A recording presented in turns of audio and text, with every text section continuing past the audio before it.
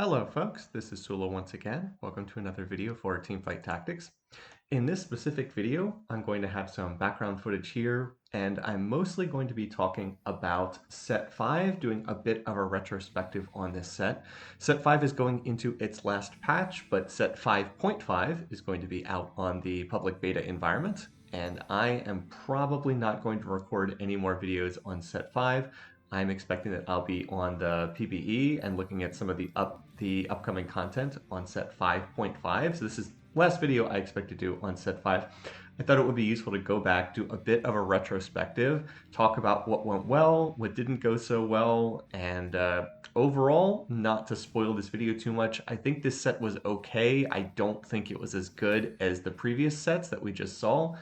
Set 4 and Set 4.5, I think, were definitely better than this set, and to a large extent, I think that this ended up being a failed experiment on Riot's part. They have not said as much, but based on the direction that they're taking with Set 5.5, I think that they are walking back a lot of the stuff that they did. So talk a bit about that, talk about what went well, what didn't go so well, and like I said, this is going to be some background footage. The specific context of what you are seeing is we were getting here to the very end of this particular set, and I was trying to get the TFT Pass XP for playing team comps I had not played before. One of them was 6 Nightbringer. I've actually had not played a 6 Nightbringer comp. I think that's because people rarely go all the way up to 6 Nightbringer. They usually stop at 4, but I hadn't played a 6 Nightbringer comp, so I was like, all right, I'm just going to grab all the Nightbringer units and toss them in here and see how this goes. And it ended up working okay, even though I did kind of some weird stuff. But anyway, so that's the background footage that you're going to be seeing. All right, let's talk about what went well in Set 5, and then we'll talk about what maybe didn't go so well in this game. First of all, the shadow items. They were the big focus of this set. That was what the mechanic was emphasizing, that there would be 2 sets of items. One would be the normal items, and then there would also be a second set of shadow items that would all be, generally speaking, that you could combine together into a completely different set of items, which generally speaking would be stronger than the default items, but instead of just being purely positive, would also have negative effects. That was kind of the way that they were intended to work. So I'll just take the items that I have right here, for example. So I just built a Rage Blade. The Shadow version of the Rage Blade gives you even more attack speed than the default version, but you take a little bit of damage every single time that you attack with it. And that was the case for all of the Shadow items. Generally a bigger benefit, but some kind of drawback to them. And I think that this worked pretty well for players who were kind of at the high end of the player base. In other words, the players who were kind of like at the top of the ladder, players who played a ton of games, stuff like that. By the way, you're going to see the Callista bug kick in here. Callista not attacking at all. This has been a bug that's been around for a while that they keep trying to fix. Who knows if it'll ever actually get fixed, but yeah, Callista just stands there doing nothing. Very frustrating when you're playing the game. So to get back to the wider point, the shadow items, like I said, I think that they work well for people who are kind of at the top of the ladder, who play ranked games very seriously, for people who, are going to maybe play like 5 games a day or something like that, or 10 games a day, or people who are streamers who play this game nonstop. It's kind of their job to play that. I think for them it worked pretty well. It was kind of interesting the way that the trade-offs worked. There was a lot of skill expression in using the shadow items well. The difference between people who used them well and people who didn't use them well was pretty gigantic, because if you misuse the shadow items, then number one, you just are outright hurting your team, because like we said, they pretty much all have negative effects of some kind. But if you use them correctly or use them intelligently, then they really do offer a huge amount of power. I mean, the difference between like the normal Jeweled Gauntlet and the Shadow Jeweled Gauntlet is pretty enormous. And if you could use something like, one of the items I got a lot of use out of in Set 5 was the Shadow Shroud of Stillness, the one that's like the normal Shroud of Stillness, but it shrouds your own team in addition to the enemy team. Like, if you misuse that item, you're not only going to get no value out of it, you can kind of cripple your own team. But used well, I can't tell you how many fights I won just by placing that Shadow Shroud of Stillness, hitting 80% of the enemy team, and then they all have like 60% additional mana to cast their first spell. Like, that's a game-changing ability, and I think the Shadow items worked well in that respect, like I said. But you kind of had to be pretty familiar with what they did in order to be effective. And like I said, I think they worked in the sense of providing a lot of skill expression, but they were not the easiest thing to use for sure. And that's one of the downsides that I'm going to be getting into in a little bit. All right, other stuff that was added here in Set 5, probably the other really big feature that was added was the Armory. That being that we just had one at the start of Stage 2, too. I probably should have mentioned this when I was on an Armory round. But oh well, the footage doesn't always line up with what I'm talking about. The Armory, the idea being that at the beginning of certain rounds, that there would just be different items to pick between, and then the player would have the option to choose between a couple different options in addition to the carousel rounds. That this would be kind of outside the carousels, but you get an additional chance to pick some other items in there. And we just had one at stage 2-2. So generally speaking, for most of set 5's history, this was, you'd have a choice of 2 items on 2-2, and then you'd have another choice of 2 items on 3-2, and then a choice of 4 items on 4-2. And that's generally the way that this worked. By the way, I have no idea how I won the first 3 rounds with my garbage comp, but I think it was just I actually made an item component on the Callista, and a lot of these other teams just didn't make items. So I have no idea how I win streaked the first 3 rounds, because what I had was nonsense, but oh well, I'll take it. Anyway, so to get back to the armories, I think that the armories generally worked pretty well, at least at the beginning of the armory process. I like the notion of getting a little bit more direction to your team comp, getting the chance to see some items and then, have the situation whereby I want to take my team in this direction, so I'm going to emphasize certain items. Obviously, you can do that with the carousels as well, but carousels, that gets into things like how much health you have and being able to fake people out on the carousels, which I think generally are good for the game. But it's nice to have the armories as well, just a little bit a way to give extra direction to your team comp and a little bit more control while still working within the randomness that is, here's what pops up, and I only have limited control over what pops up. So I think that they were a positive addition to the game, at least as introduced initially.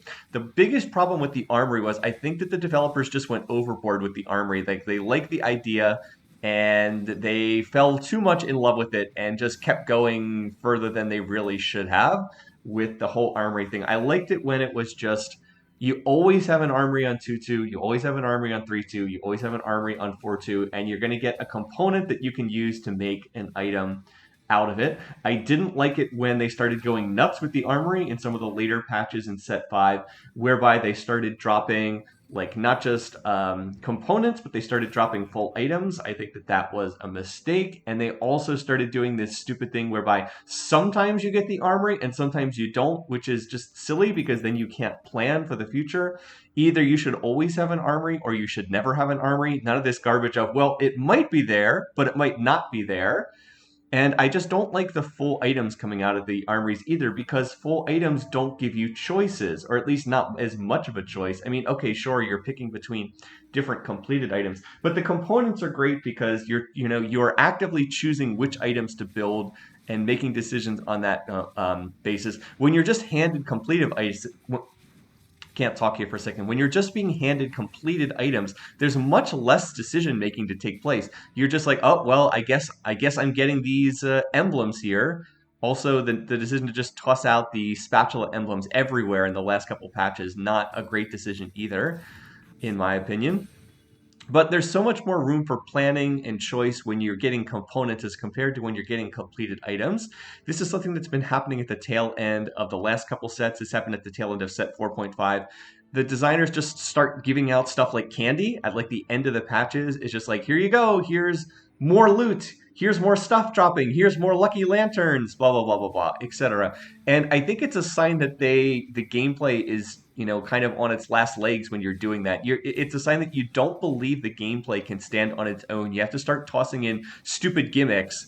And the fact that they were doing that at the tail end of set 5, I think was just a sign that gameplay wasn't where they wanted it to be.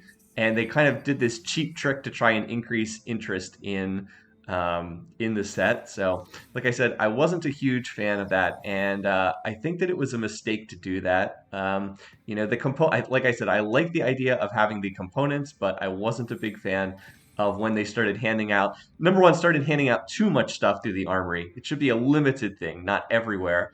And also switched it up to the from components to completed items, just because there's less decisions to make there, and it's not as interesting. Anyway, so other stuff in this set that was good. I guess the theming mechanism was okay. The theming mechanism was good versus evil. I think it was all right. I don't think it really worked maybe as well as they would have liked. I don't think the theming was as strong as in some of the other sets overall. It was just kind of like okay. I didn't really get a good feel that this was a strong good versus evil matchup, but I mean, I guess it worked okay. I mean, I think it was better than maybe I didn't particularly like the theming for set 4.5. I thought set 4 was a lot better in that regard. So, like I said, I guess it was okay. It could have been worse. It wasn't terrible. That's the damning with faint praise there. It's like, it could have been better. It wasn't awful. Here, I'm looking to go up to 4 Nightbringers just to get the extra shields on everybody, and I'm able to find the Morgana. So I dropped the Renewer in this game so I can pick up the 4 Nightbringers. Could play Renewer or could play Legionnaire, but I figured since I was playing through the Callista, it was better to keep in the Legionnaire for additional attack speed. So overall, not great, not terrible. I will say I like this particular arena, the one here that was like the evil arena. Just like I think it looks very nice and clean in terms of the way it's presented. I don't particularly like the good arena all that much, and I hate the arena that's like half good and half evil. It just looks terrible as far as I'm concerned. So it could have been better. I think they could have made the theming mechanism a little bit stronger. Some of the champions looked kind of weird. Like they changed up the colors to try to make them more consistent, but looked kind of weird. I do think that they did a nice job of trying to make some of the vertical traits, and there's Callista not attacking again. I do think they did a good job of making some of the vertical traits look similar, like all of the Nightbringer units are a similar color, all the Dawnbringer units are a similar color, but overall, this was just kind of passable. It wasn't great as far as the set went. All right, so now let's maybe get into some of the things that weren't so great about this particular set. And like I said, overall, this is not intended to be too negative of a review, but I really don't think that this set achieved what it was setting out to do. And we're going to get into some of the reasons as to why that was. All right, so number one, the big mechanic, the introduction of the shadow items, just not as good as the chosen mechanic in set 5. It was a real step back as far as mechanics go. I understand they want to do something different, and yes, the chosen mechanic, after being in place for, 7 months or so, people were getting a little bit tired of it, but I was always a humongous fan of the chosen mechanic. There was a lot of griping about it. I always thought that that wasn't really justified, and I think that having spent time without it in place has really showed why it was such a strong mechanic and why it worked so well. By not having it, it was kind of clear, hey, this was really good, and it's a shame that it's kind of gone right now. So what's wrong? Why is this not? Why were the shadow items not as good as the chosen mechanics? Well, overall, they're just less flexible, less replayability, just less interesting as a concept. The chosen mechanic, for those who might not recall what that was the case in set 4 and set 4.5, it was you would see in the shop you could find a 2-star version of a champion that would have bonus stats over the normal 2-star version of champion, and one of their traits would roll as a double trait. So you would have I don't like right now I'm playing Nightbringer, so like you could find a Vladimir who was a Nightbringer chosen, and then it would count as 2 Nightbringers, or he could be his other trait Renewer, and then he would count as 2 Renewers. Now, obviously, Chosen have never existed in Set 5, but that's how it would work if there were Chosen in Set 5. And this was really great because it made the game so replayable. Like, every time you played the game would have so much additional replayability as far as it worked. Here I'm making the Shadow Guardian Angel on Morg, and I'm going to solo frontline her so that she'll get her ult off on lots of targets. So it would just be so much replayability because every time you played the game, you'd be getting different Chosens. Chosens would naturally give some direction to your team comp. And then you would be encouraged to play different team comps depending on which Chosen you hit. I was using the example the other day on our Discord, we were discussing Teamfight Tactics, where I've been looking back at some of the videos I had recorded in set 4, and I was like, you know what? In this one game, I got an Assassin Diana, and I was like, this plays differently than if an Assassin Diana chosen. I was like, this plays differently than if I got a Moonlight Diana chosen back in set 4 where she was Moonlight, or in set 4.5 where she had Spirit as her other trait. It's like, an Assassin Diana versus a Spirit Diana actually plays a bit differently. You slot in different units, and the early game plays a little bit differently, and there's just like natural replayability based on having that setup. Similarly, I typically would not play assassin team comps. If you watch my videos, I don't play a lot of assassins. But if you get that assassin Diana on like the second minion round, it's like, huh, maybe I'll play assassins this game because the game's giving me natural direction in that way. There was also a lot of really interesting decisions to make. One of the key things that made the chosen mechanic work was you couldn't get another chosen if you already had one. So there were many, many games where I'm thinking like, oh, this chosen, I've got like a one cost chosen. Do I hold on to this chosen or do I sell it and re-roll and start rolling for a new one? Because like obviously I can get a better chosen. Maybe I get a 3 cost or a 4 cost chosen as opposed to a 1 cost chosen. But like I also might not find something that fits my team. And it's like a really tough call about whether I should sell or hold on to it. And it just made for some really interesting decisions. So the chosen mechanic naturally promoted flexibility, promoted replayability. It made lots of interesting decisions, and it also had that really cool moment where like you would hit a 4 cost chosen. I was saying like in set 4.5, you hit an Aurelian Soul chosen when you're playing a mage comp, and it's like, oh, this just feels so good. I hit this champion, and now I've got a big power spike in it. Like you just feel so good for hitting this chosen. It was just a really cool feeling when you hit something, or when you find a chosen that maybe isn't the best fit, but then like you come up with a creative use for it in your team comp. Just a really cool feeling, and it was just an overall a great mechanic. Shadow items just not as good overall. Part of the problem with the shadow items is for the most part, you generally like are just building the same team comps game after game, and then you're generally like just fitting them to whatever your team is. Like, I'm not going to dramatically play the game differently depending on what shadow items I get. I'm going to usually identify my team comp early in the game, and this is one of the problems with Set 5. With no chosen to shake things up, people generally identify their team comp very early on, and then they just fit the items for that team comp. Like, I'm not playing the game decisively differently here based on the shadow items. What have I gotten so far? I got a shadow vest. I was like, okay, so I made Shadow Guardian Angel, but like, has this game played out notably different than it would otherwise? Not really, as far as I can tell. It hasn't really like played out particularly differently. So the shadow items, I mean, again, they're fine. Like they are an interesting mechanic, especially for players who are kind of like at the upper end skill bracket. But there's not that kind of sense of excitement. There's not the same replayability. There's not the same flexibility. Generally, you're going to identify your team comp pretty early on. There's not a lot of opportunities to pivot. You generally are sticking with the same team comp for the whole game. And then you just kind of fit the shadow items in as best you can. But like you can't count on a particular shadow item popping up, so you just kind of make use of what you get, which is what Teamfight Tactics is about, but not in as interesting of a way overall. All right, and like here, okay, now we get one of these overpowered armories. It's like I get a Dawnbringer emblem and a Renewer emblem, and I just can't do a whole lot with them. So I'm looking at the shadow items. I was like, all right, I guess I'll take the Shadow Zeeks, which is the item that pulls attack speed away from the two people next to it. And I was like, okay, so what I can do is I'm trying to go into Aphelios here because again I'm playing a Nightbringer's comp, not a Draven comp. So I was like, all right, I'll just use the Bleak Herald here, and that'll get me attack speed. And that actually means I don't need to use the Rage Blade now. So I'll look to put the Rage Blade on someone else, ideally a Kindred if I can find it, because I want to get into Rangers later on. But now I've kind of got this extra item, and I'm hoping that I can, use this BF sword to make another item. If I can't find anything else, then I'll make a Guardian Angel, but that's not really the item I want. All right, back to kind of our larger point. So we talked a little bit about why I don't think the shadow items were as good as the chosen mechanic, just kind of on their face value. But there's another really big problem with the shadow items, and that's that they were much too complicated for newcomer players or people who play the game more casually, which remember is most of Teamfight Tactics player base.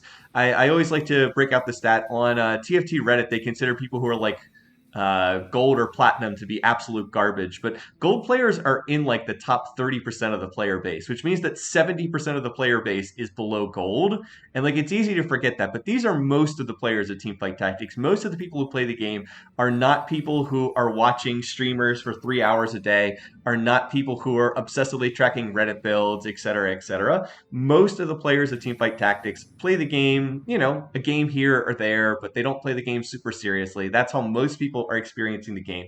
And for these players, the shadow items are terrible. They're just not a good mechanic. They are way, way too complicated. Trying to keep track of what items do what is already one of the most knowledge-intensive and least fun aspects of teamfight tactics. And the shadow items ask people to remember not just all of the items, but then another second set of all of the items, which do different things. Now, again, yes, they were similar. Like, there's a lot of overlap between what the normal items do and the shadow items do. But remember, all the shadow items having some kind of disadvantage does mean that if you don't get the shadow items correct, if you apply them incorrectly, then your team's just going to be screwed over. Now, again, that's kind of the trade-off of using these items. It's like, you know, we want people to use them intelligently to make smart decisions about using these items. But it just represents too high of a burden of knowledge for players. Most people are going to have a lot of trouble keeping all this stuff straight. I know I played this game quite a bit, and I still had trouble remembering what all the items did. And I'm someone who's like making video content for this game, so it was just very difficult to do. And I don't think it was fun trying to remember what all these items did either. Like, I don't think that's a fun aspect of the gameplay, trying to remember what shadow items do, because there's, you know, 40 normal items, there's another 40 shadow items. Like, it's hard enough keeping track of all the champions and their traits, much less double sets of items. So I think that this was a real failure overall. I don't think that this worked the way that Riot wanted it to, and it's very visible in terms of the statistics for this set, which were the player-based numbers were significantly down. They were at their highest point in set 4 when set 4 initially came out. They went down a bit in set 4.5, but that's understandable. Of course, they went down in set 4.5. Like, that's not a big surprise because set 4 had been out for a while. Set 4.5 didn't really change up that much in terms of mechanics. You'd expect the player base to go down a bit for set 4.5, but then they went down again from set 4.5 to set 5. And in fact, the numbers are now at the point where, like, they're, I think in some cases they're actually lower than set 3, which is not a good sign. They're going in the wrong direction. And I think that Riot has kind of seen that, and their developers are going in a different direction for set 5.5, which is upcoming, because I think they realized that this just was not the way to go, that this mechanic really did not work. And like I said, it didn't really work out. So way too complicated for newcomers, and just not especially fun trying to remember what the heck all these items did. Now, on top of that, this is something that did not have anything to do with the shadow items, but was a recurring problem that plagued set 5, and that was poor balancing. This was a really bad set in terms of balancing, and I'm not exactly sure why, but it really wasn't a good set as far as balancing was concerned. This was a set where the patches were just like completely crazy. It felt like every week there was a B patch. Like, it wasn't just that we have patches every 2 weeks. Most of the time there was a patch every week. In fact, I believe there were only 2 weeks during the entire set where there wasn't a B patch, maybe 3 weeks, but they released B patches incessantly throughout this set. And on top of that, the patches were bonkers. There were so many changes in every patch. It felt like every patch had like 35 changes. And I'm not even exaggerating with that. I mean, legitimately, like, every patch is like 20, 30, 35 changes in the patches. In addition to the patches coming out on a weekly basis instead of a bi-weekly basis. Just absolutely crazy. So, and the balancing was swinging back and forth in like drunken sailor fashion from patch to patch. 1 week you'd have this team comp being overpowered, and then the next week, like, it would start out with Dawnbringers are overpowered, and then there'd be 7 different nerfs of Dawnbringers, and then it would be like, now Skirmishers, we're gonna buff 5 Skirmisher units and the Skirmisher trait, and now Skirmishers is overpowered in the next patch. Then we're going to make 6 different nerfs to Skirmishers, and now Redeem's going to be over-nerfed, or overpowered in the next patch, and just like swinging back and forth and back and forth and back and forth because so many units making so many changes. It was just insane. There was no way to keep track of all these changes unless you were an obsessive player of the game. I just threw up my hands in frustration at some point. I was like, I can't keep track of these changes. This is too frustrating. Please stop changing everything in every single patch. It was very, very frustrating to keep track of. So I think that this also played into some of the issues with newcomers. Like, you just couldn't keep track of everything. There was too much stuff going on. So really frustrating. And I just don't know what the balance team was doing. Like, I legitimately have no idea what the balance team was doing to be just lurching back and forth between so many changes so quickly. It was just a very frustrating situation to have overall. And I just like, in other sets, the balance has been rough at the beginning and then it kind of got sorted out as the set went along. In this set, it just never really got sorted out. It was just a constant carousel swinging from one end to the other over and over and over again. And I don't think they ever really got it before the end of the set. It was just very frustrating. Not a satisfying experience in the least to have this much swinging back and forth. So please do not make so many changes. It's okay if something's a little unbalanced. You do not need to tinker with everything endlessly in the set. So that would be my advice to the people who are not listening to this video. Please stop tinkering so much. You are driving players away with your endless tinkering of every single little knob of everything in the patches. So anyway, here we get um, yet another one of these armories with a whole bunch of stuff. And there's a spatula in there, but I don't have any way to use it. So what I'm doing right now here in game is I'm trying to drop from 6 Nightbringers down to 4 Nightbringers, because 6 Nightbringers is excessive. I just needed to play 6 Nightbringers for like 1 round, and I actually had it in for a couple rounds. But I want to get out weak units like Vlad, weak units like the Sejuani. Like, I don't really need these units for endgame, and I want to get in more stuff like more Tears of Mystic. I want to get in Tark because he's a better unit, but I'm still sorting through what units to play here and which ones to drop. I'm just trying to make sure that someone is making use of this locket here, and I still am trying to find a Kindred so then I can put these items, these like ranger items onto Kindred. So I'm at 5 Nightbringers. I'm going to try to get down to 4, but we'll see. We'll see how this works. All right. So I mentioned that poor balancing was an issue. I also need to just mention briefly the trait design in this set.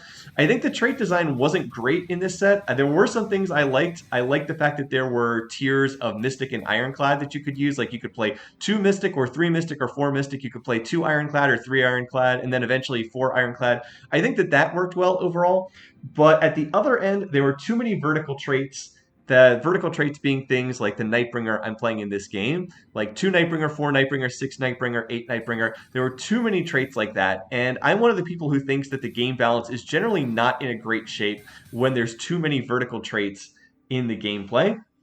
What I mean by that is when it's too easy to just get all the units from one particular trait, I don't think that it works especially well.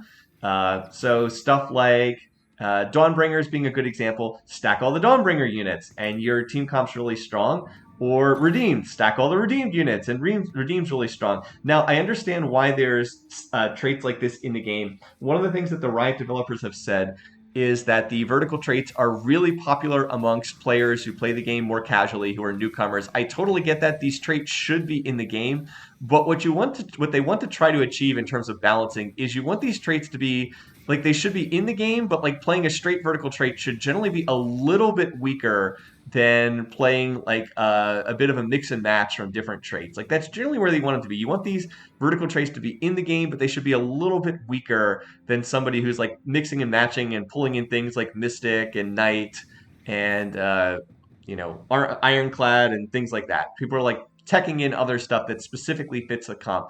And I don't think that they ever hit that in this game. I think that the vertical comps were just way too strong. And that really caused us to have inflexible meta in this game. It felt like in every single patch, there were just 2 or 3 comps you saw over and over and over again, and they were usually heavily tied to those vertical traits. It was either Dawnbringers are popular, or Redeemed is popular, or in certain patches, Skirmishers are popular. And it was just like the same traits, same vertically scaling traits over and over and over again. And it just felt like there wasn't a lot of variation. There wasn't a lot of different team comps. It was largely just different vertical scaling team comps. And I do think that this is one of the reasons why the balance wasn't very good in this set either, that you had a lot of swinging back and forth between these different different trait comps that didn't really work that well.